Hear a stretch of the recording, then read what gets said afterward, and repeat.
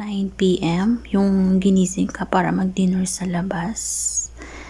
Ayan guys, yung restaurant. Yung main dish po nila is seafoods. Shrimp. May shrimp yan. Lobster. Mussels. Crabs.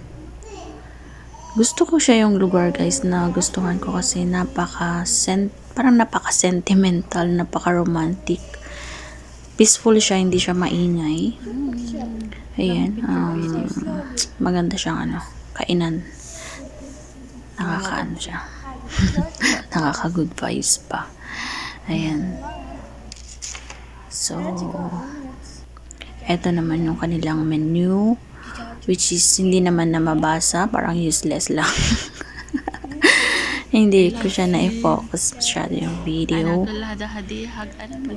Ayan, ito na yung order namin. Rice with shrimp na napakalaming sauce. Ayan naman yung fried shrimp. Ayan, thank you for watching.